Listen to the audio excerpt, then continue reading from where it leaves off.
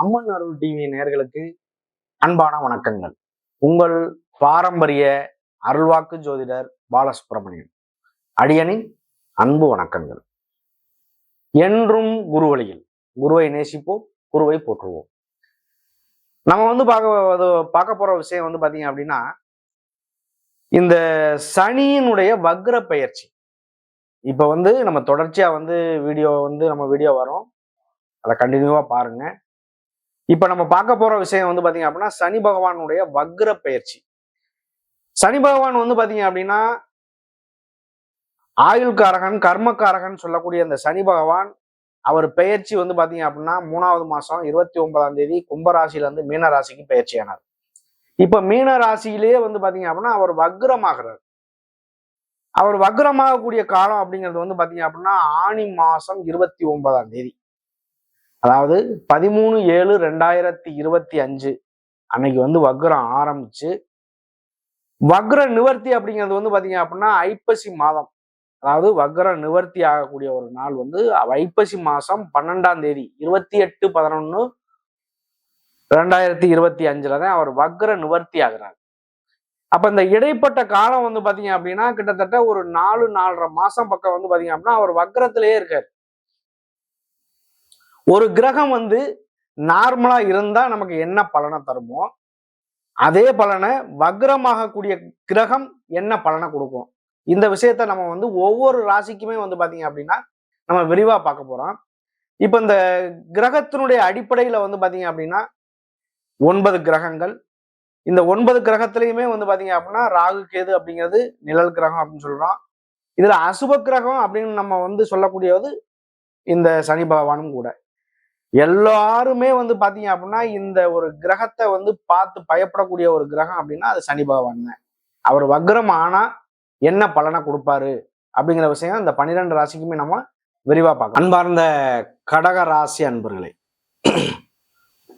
கடகராசி அப்படின்னாலே பொதுவா பாத்தீங்க அப்படின்னா ஒரு நல்ல பக்குவம் கொண்டவர்கள். எந்த ஒரு விஷயத்திலையும் ஒரு அனுபவத்தை வச்சு நம்ம வழி நடத்தணும் அப்படின்னு நினைக்கக்கூடிய நபர்கள் இந்த கடகராசி அன்பர்கள். கடகம் அப்படின்னாலே பாத்துங்க, காலபுருஷத்துக்கு அது 4வது வீடு. 4 அப்படிங்கிறது தாய் ஸ்தானத்தை குறிக்கக்கூடியது. அந்த தாய் வீடுன்னு தான் சொல்லுவாங்க கடகராசியை. அப்படிப்பட்ட கடக ராசியா இருந்தாலும் சரி, கடக லக்னமா இருந்தாலும் சரி, அவங்களுடைய குணாதிசயம் பாத்தீங்க அப்படின்னா நம்பிக்கையான பேச்சுவார்த்தை. நல்லா தெரிஞ்சுக்கோங்க. அவங்க ஒரு குழந்தைகிட்ட பேசினாலும் சரி, மற்றவர்கள்ட்ட பேசினாலும் சரி, அவங்களுடைய பேச்சுவார்த்தை ஒரு நம்பிக்கையை ஏற்படுத்தக்கூடிய அளவுக்கு பேசி அதை ஜெயிக்கக்கூடிய நபர்கள் கடகராசி அன்பர்கள். அவரை நம்பி ஒரு விஷயத்துல போயிட்டோம் அப்படின்னா கண்டிப்பா காப்பாற்றுவாங்க. அப்படிப்பட்ட நபர்கள் இந்த கடகராசி.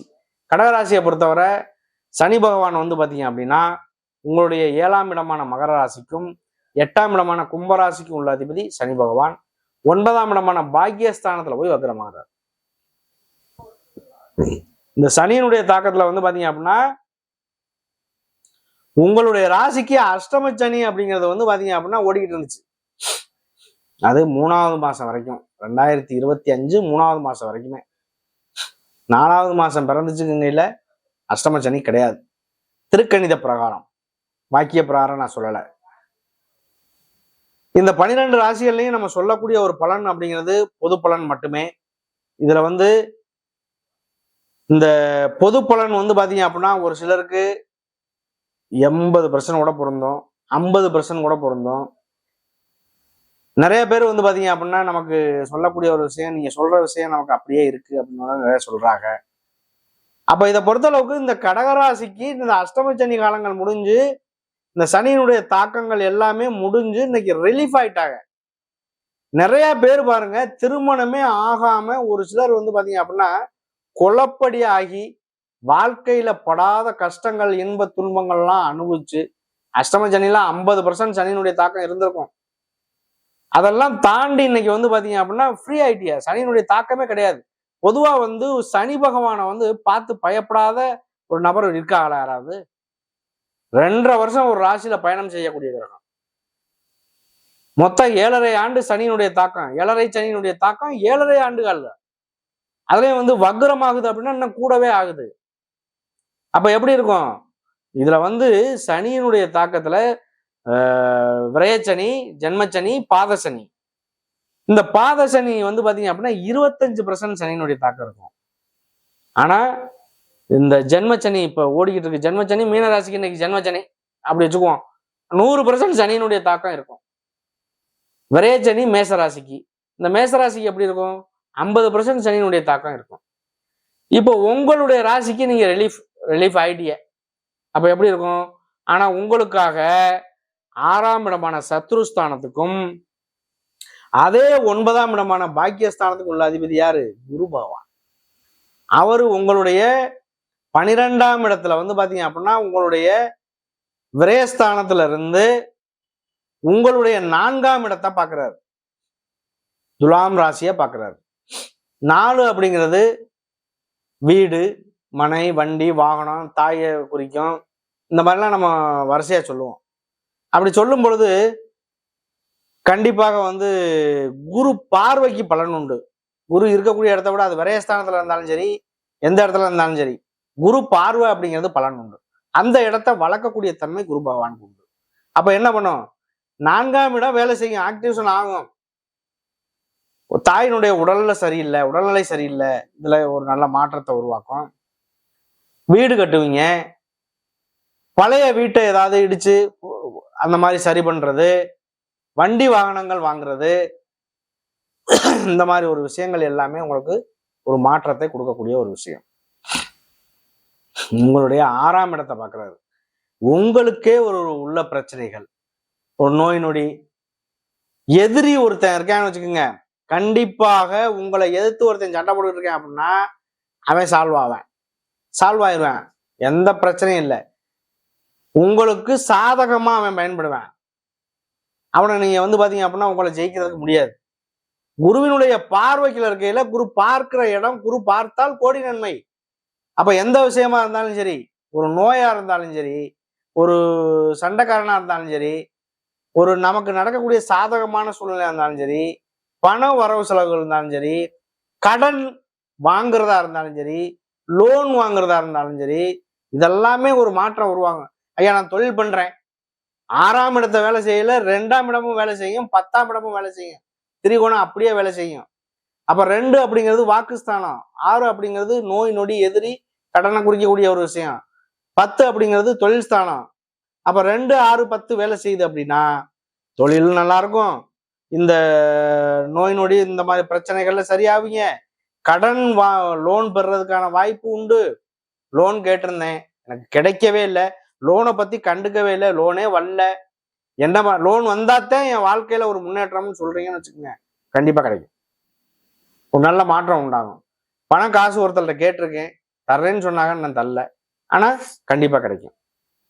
கடனே நீங்க கேக்குறீங்க அப்படின்னாலும் அதுவும் கண்டிப்பாக கிடைக்கும். அப்படிப்பட்ட இந்த குரு பார்வைக்கு பலன் உண்டு. அதுதான் குரு பார்த்தால் கோடி நன்மைன்னு சொல்லக்கூடிய ஒரு விஷயம். அப்போ உங்களுடைய இந்த கடகராசியை பொறுத்தளவுக்கு திருமணம் ஆகாத நபர்களுக்கு கண்டிப்பாகும், ஆண் பெண் யாரா இருந்தாலும் குழந்தை பேர் உண்டாகும். இந்த மாதிரி நடக்க வாய்ப்பு உண்டு. உங்களுடைய 8ஆம் இடத்தை பாக்குறாரு. 8 அப்படிங்கிறது உங்க ஆயுளை வளர்க்கக்கூடிய ஒரு விஷயம். நான் ஒரு நோய் நொடிக்கல இருக்கேன், ஒரு கேஸ்ல இருக்கேன், ஒரு பிரச்சனையில இருக்கேன், என்னுடைய உடல் நலத்துல குறைபாடு இருக்கு, இதெல்லாம் சரியாகுமா அப்படின்னா ஒரு ஜாதகம் பார்க்குறோம். நம்ம ஒரு ஜாதகம் பார்க்கையில இன்னைக்கு 8ஆம் இடத்துக்கு வந்து ஒரு எப்படி இருக்கு அப்படிங்கிறத நம்ம பார்ப்போம். ஆயுளுக்கு எதுவும் பங்கம் வருமா, இல்ல 8 அப்படிங்கிறது என்னுடைய கோர்ட்டு கேஸு நடந்துகிட்டு இருக்கு, அது சரியாகுமா, நிறைய பேர் கேள்வி கேட்பாங்கல்ல. அப்படிப்பட்ட நபர்களுக்கு இந்த குரு பார்வை 8ஆம் இடத்தை பார்க்குது அப்படின்னா உங்களுக்கு சாதகமான சூழ்நிலையை கண்டிப்பா வந்தே தீரும். அதுல பயமே கிடையாது. நம்பி அடிக்கலாம், நம்பி சொல்லலாம். இன்னைக்கு நடக்கக்கூடிய தசா புத்தி உங்களுக்கு ஒத்துழைப்பா இருக்கு, இந்த குரு பார்வைக்குள்ள இருக்கு, 8ஆம் இடத்தை பார்க்குது, அப்ப இது எப்படி இருக்கும்? சூப்பரா தான்.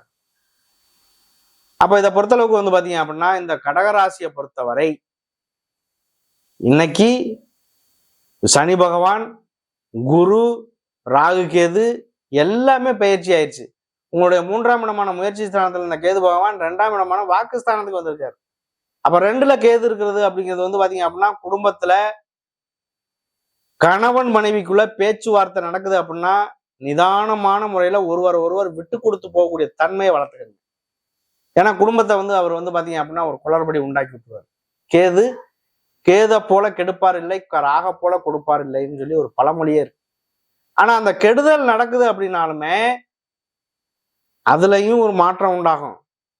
நீங்க முதல்ல ஸ்ட்ராங்கா இருக்கீங்களான்னு முதல்ல பார்க்கணும். ஒரு பில்டிங் நம்ம இருக்கு அப்படின்னா அந்த பில்டிங்க்கு பேஸ்மெண்ட்டை முதல்ல ரொம்ப முக்கியம்.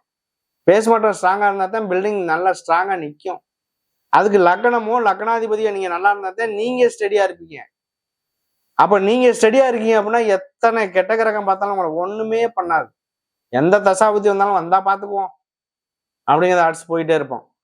அப்ப இதை பொறுத்தளவுக்கு இந்த சனியினுடைய தாக்கமாகப்பட்டது 9ஆம் இடத்துல இருந்து நடத்துறதுனால, இந்த 9ஆம் இடங்கிறது பாக்கியஸ்தானங்கிறதுனால எல்லா விஷயமும் நம்ம சொன்னோம். இதுல புனர்பூசம், பூசம், ஆயில்யம் 3 நட்சத்திரம் இருக்கு. புனர்பூசம் அப்படிங்கிறது குரு பகவானுடைய நட்சத்திரம். இந்த குரு பகவான் பாத்தீங்க அப்படின்னா இந்த 6ஆம் இடத்துக்கும் 9ஆம் இடத்துக்குள்ள அதிபதி உங்களுடைய ராசியில அவர் வர்றாரு அப்படின்னா கண்டிப்பாக உச்சம் பெற்ற கிரகம் என்ன பலனை செய்யும்? உங்களுடைய ராசிக்கு வந்துருச்சுன்னா உங்களுடைய 5ஆம் இடத்தை பார்ப்பாரு, குழந்தை ஸ்தானத்தை பார்ப்பாரு, குலதெய்வ ஸ்தானத்தை பார்ப்பாரு, 7ஆம் இடத்தை பார்ப்பாரு, 9ஆம் இடம் அப்படியே வேலை செய்யும். ஆனா இந்த வருஷம் ஃபுல்லாவே கிட்டத்தட்ட பாத்தீங்க அப்படின்னா ஒரு 5ஆவது மாசம் 6ஆவது மாசம் வரைக்குமே 2025ல உங்களுடைய 12ஆம் இடத்துல இருக்காரு. அடுத்த வருஷத்துல பாத்தீங்க அப்படின்னா குரு பகவான் உங்களுடைய ராசிக்கு வந்துருவார். அவர் எப்படி இருக்கும் வந்தாக்கும்? உச்சம் பெற்ற கிரகம் எப்படி இருக்கும்? நல்ல பலனை கொடுக்கக்கூடிய ஒரு விஷயம். திருமணம் ஆகாத நபர்களுக்கு திருமணமாகும், குழந்தை பேர் இல்லாதவர்களுக்கு குழந்தை பேர் உண்டாகும், பிசினஸ் லைன்ல உள்ளவர்களுக்கு பிசினஸ் டெவலப் பண்ணணும், எல்லாமே நல்ல மாற்றங்கள் உருவாக வாய்ப்புகள் உண்டு இந்த புனர்பூச நட்சத்திரக்காரர்களுக்கு. அடுத்து பாத்தீங்க அப்படின்னா பூச நட்சத்திரம், சனி பகவானுடைய நட்சத்திரம். சனி பகவான் வக்ரமாகிறது 9ஆம் இடத்துல போய் வக்ரமாகிறதுங்கிறது ஒரு சிலருக்கு மைனஸ் பாயிண்டா இருக்கும், ஒரு சிலருக்கு பிளஸ் பாயிண்டா இருக்கும். அப்ப இந்த புனர்பூசம் அப்படிங்கிறது சனியினுடைய நட்சத்திரமே. அந்த சனி பகவான் நல்ல நிலைமையில இருக்காரு அப்படின்னா அது இயற்கைக்கு மாறான விஷயமாவும் ஒரு சிலருக்கு அமையும், இயற்கையிலேயே அது ஒரு நல்லதை செய்யக்கூடிய ஒரு விஷயமாவும் அமையும். 1, 5, 9ல இருக்கக்கூடிய சனி பகவான் பாத்தீங்க அப்படின்னா எந்த காரணத்தை கொண்டும் கெடுதல் பண்ண வாய்ப்பு இல்லை. அது அவரவருடைய அம்சத்தை பொறுத்து. இந்த பூச நட்சத்திரக்காரர்களுக்கு எப்பவுமே பாத்தீங்க அப்படின்னா இந்த சனி பகவான் ஆயுள்காரகனா இருக்கிறதுனால, ஆயுள்காரகன் தான் நம்ம சொல்லுவோம் சனி பகவானை. ஒருவருக்கு சனியினுடைய தாக்கம் இருந்தாலும் சரி ஒரு பாதிப்பை ஏற்படுத்த மாட்டார். அது எல்லாருக்கும் அப்படி இருக்குமா அப்படின்னு சொல்ல முடியாது. அப்ப ஒரு சிலருக்கு நடக்கக்கூடிய விஷயங்கள் எல்லாமே நடக்கும். அந்த சனியினுடைய தாக்கமும் இருக்கும், அந்த ஒரு பயமும் இருக்கும், பயங்கலந்த பக்தியும் வந்துடும் ஒருத்தருக்கு. சாமியே நான் கும்பிடாம தெரிஞ்சேன், சாமியே கும்பிடலன்னு சொல்றவங்களாம் பாருங்க சனியினுடைய தாக்கத்துல ஏதாவது ஒரு வழியில சாமி கும்பிட்டு கடவுளேங்கிற ஒரு கையெடுக்கக்கூடிய நிலைமை வந்துடும். ஏன்னா அந்த ஒரு கஷ்ட சூழ்நிலைகளுக்கு அமைஞ்சிடும். அப்ப இனிமேல் உங்களுக்கு நல்ல விஷயம்தான், எதிர்காலமும் சூப்பரா இருக்க வாய்ப்பு இருக்கு இந்த பூச நட்சத்திரக்காரர்களுக்குமே. ஆயில்ய நட்சத்திரம், ஆயில்யம் அப்படிங்கிறது 4 பாதங்கள். ஆயில்யத்துல 1ஆம் பாதம், 2ஆம் பாதம், 3ஆம் பாதம், 4ஆம் பாதம், இது எல்லாமே புதன் பகவானுடைய நட்சத்திரம். இந்த புதன் உங்களுக்கு 12க்கும் 3ஆம் இடத்துக்கும் உள்ள அதிபதி. அவர் புதன் பாத்தீங்க அப்படின்னா ஒரு இரட்டைத்தன்மை கொண்டவர். யாரு கூட நம்ம இணைகிறாரோ, அதாவது சூரியனுடைய அருகில தான் அவர் ஒரு கட்டத்துக்கு தாண்டி இருப்பாரு, இல்ல சூரியனோட இருப்பார். சூரியன், சுக்கிரன், புதன் இது எல்லாமே பாத்தீங்க அப்படின்னா முக்கூட்டு கிரகங்கள்னு சொல்லுவோம். அந்த கிரகங்கள் இந்த சூரியனை சுத்தித்தான் இருக்கும். அதனால பாத்தீங்க அப்படின்னா இந்த ஆயில்ய நட்சத்திரக்காரர்களுக்குமே இந்த சனி வக்ர பயிற்சி ஒரு பிளஸ் பாயிண்ட், நல்லது செய்ய காத்திருக்கு. பயன்படுத்திக்கங்க. நன்றி, வணக்கம்.